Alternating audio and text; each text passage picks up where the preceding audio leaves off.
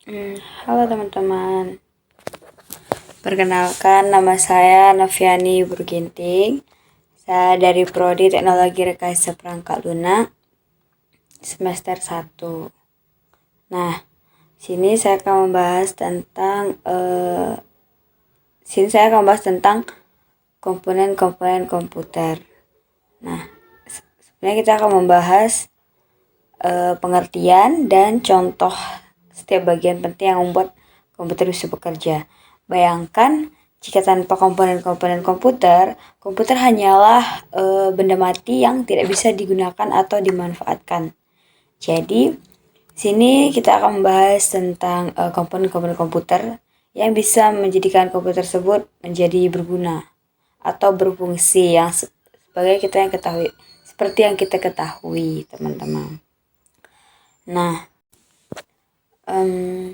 apa itu komponen komputer? Komponen komputer adalah bagian-bagian fisik atau hardware. Itu seperti sesuatu yang bisa dipegang atau kita lihat. Nah, ini bekerja sama untuk memproses data-data, menyimpan informasi, ataupun menjalankan suatu program. Nah, tanpa komponen ini, komputer tidak akan berfungsi, tidak akan bisa menjalankan suatu program, aplikasi, ataupun yang seperti kita ketahui seperti membuat sebuah video ataupun foto.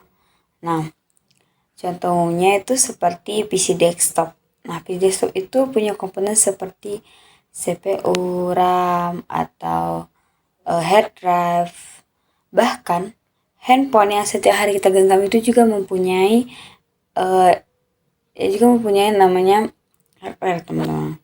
Nah, tapi dalam ukuran mini, gitu dia kira-kira.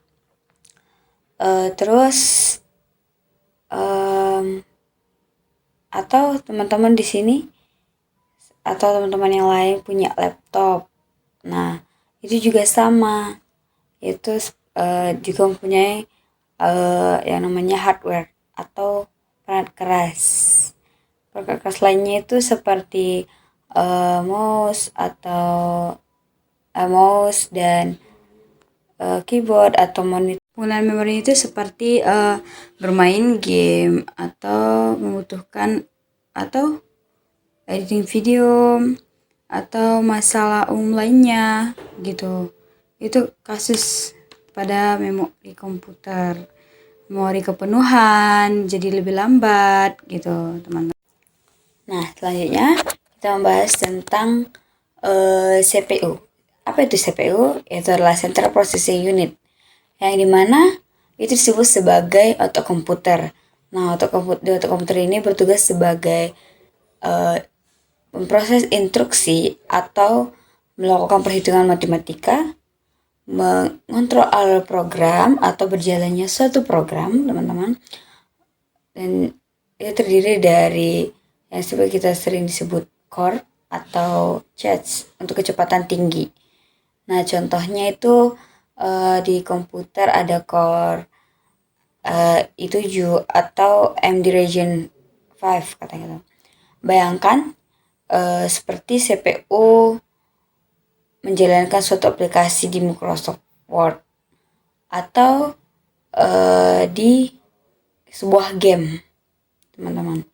Nah, sebenarnya tanpa CPU yang bagus, kita akan sangat sulit untuk menjalankan suatu aplikasi atau game atau program lainnya di komputer. Jadi kita juga butuh CPU yang bagus untuk menjalankan suatu aplikasi, teman-teman. Nah, itu tergantung seperti core-nya gitu. Kayak saya juga kurang ngerti sih. Nah, selanjutnya kita akan membahas tentang motherboard. Nah, motherboard itu adalah seperti sebuah papan atau bidang datar yang tempat berkumpulnya semua komponen-komponen lainnya. Nah, ini menghubungkan semua komponen seperti CPU, RAM, melalui slot-slot dan konektor. gitu teman-teman. Seperti kita membongkar sebuah laptop atau komputer, di dalam akan ada yang namanya motherboard, itu seperti bentuk sirkuit. Maksudnya seperti peta-peta atau letak-letak banyak sekali jenis-jenis komponen yang ada di komputer. Seperti letak RAM sebelah sini, maksudnya sebelah kanan gitu. Letak ini yang lain seperti letak kaset, penyimpanan kaset. Pokoknya di motherboard ini semua komponen-komponen komputer itu bersatu atau terkoneksi gitu teman-teman. Kayaknya kita akan membahas tentang RAM. Nah, RAM ini adalah suatu penyimpanan yang ada dalam komputer itu, tapi penyimpanan yang sementara.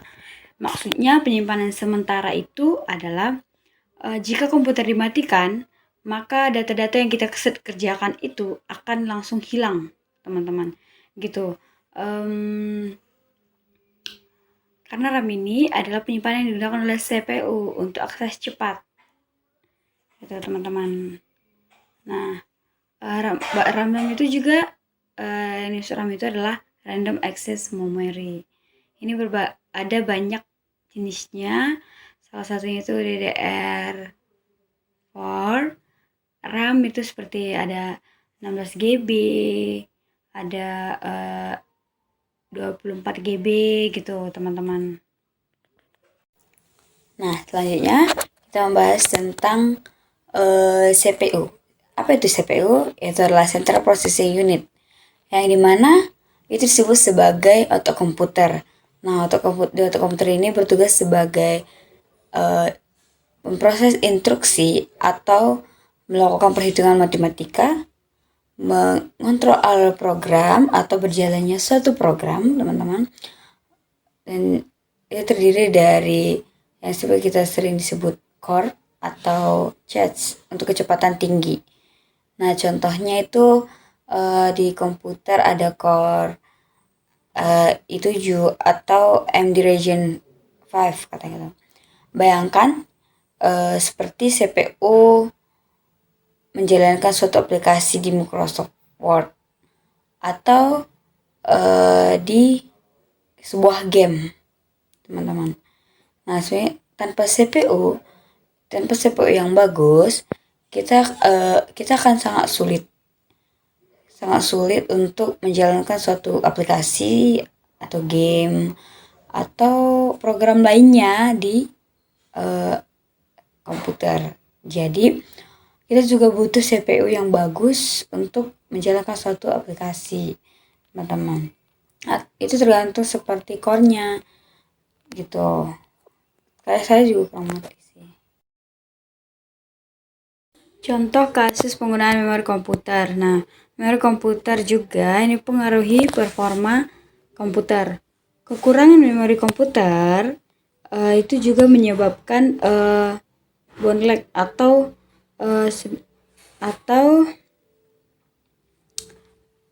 lambat gitu. Proses komputer itu lambat dalam data. Pokoknya untuk memproses sistem atau program itu sangat lambat, teman-teman.